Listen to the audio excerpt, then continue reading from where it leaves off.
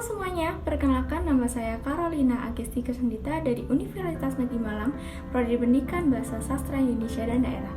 Di sini saya akan menjelaskan tentang unsur intrinsik prosarkaan.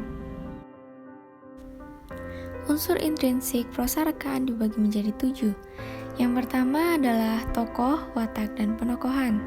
Tokoh adalah pelaku yang mengemban peristiwa dalam cerita rekaan sehingga peristiwa itu menjalin suatu cerita. Sedangkan cara sastrawan menampilkan tokoh disebut penokohan. Tokoh dalam karya rekaan selalu mempunyai sifat, sikap, tingkah laku, atau watak tertentu. Tokoh dibagi menjadi 3, yaitu tokoh utama, bawahan, dan tokoh tambahan. Pemberian watak tokoh disebut perwatakan. Watak dibagi menjadi 2, yaitu antagonis atau jahat dan protagonis atau baik. Yang kedua, latar cerita atau setting. Menurut Aminuddin, tahun 1984, halaman 62, setting merupakan latar peristiwa dalam karya fiksi baik berupa tempat, waktu maupun peristiwa, serta memiliki fungsi fisikal dan fungsi psikologis. Bagi sastrawan, latar cerita dapat digunakan sebagai yang pertama, penjelas tentang tempat, waktu, dan suasana yang dialami tokoh. Yang kedua, dapat digunakan untuk mengembangkan cerita. Yang ketiga, simbol atau lambang bagi peristiwa yang telah, akan, atau sedang terjadi. Yang keempat, sastrawan juga bisa menggunakan latar untuk menggambarkan watak tokoh, suasana cerita, alur, dan tema cerita. Bagi pembaca, latar cerita dapat digunakan untuk membantu membayangkan tentang tempat, waktu, dan suasana, serta membantu dalam memahami watak tokoh, suasana cerita, alur, maupun dalam mewujudkan tema suatu cerita. Ketiga, titik pandang atau sudut pandang. Titik pandang diartikan sebagai cara pengarang menampilkan para pelaku dalam cerita yang dipaparkannya. Titik pandang meliputi sudut pandang fisik, sudut pandang netral, sudut pandang pribadi. Keempat, gaya bahasa. Ada 3 masalah yang erat hubungannya dengan pembicaraan mengenai gaya. Pertama, masalah media berupa kata dan kalimat. Kedua, masalah hubungan gaya dengan makna dan keindahannya.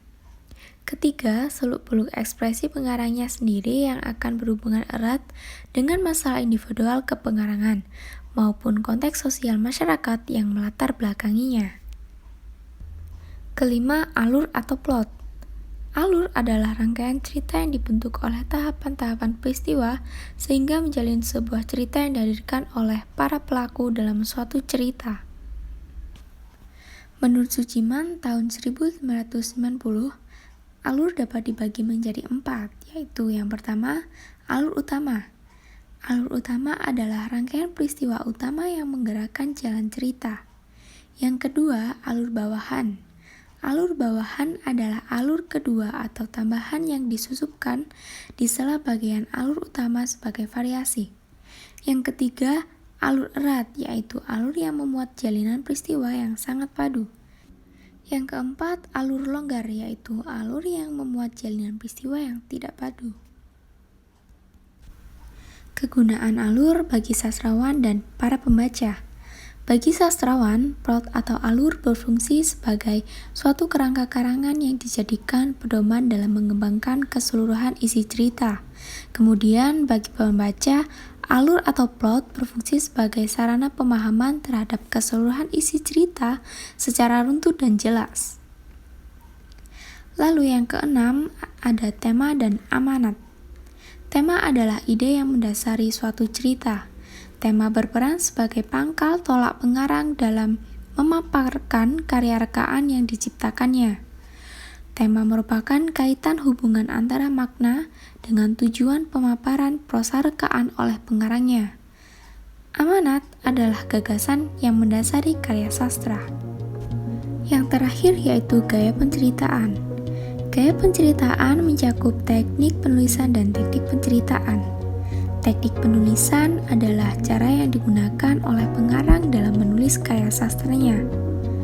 Lalu, Teknik penceritaan adalah teknik yang digunakan oleh pengarang untuk menyajikan karya sastranya seperti teknik pemandangan, teknik adegan, dan teknik montase. Sampai sini dulu ya pembahasannya. Semoga ilmunya bermanfaat bagi kita semua. Sekian, terima kasih dan sampai jumpa.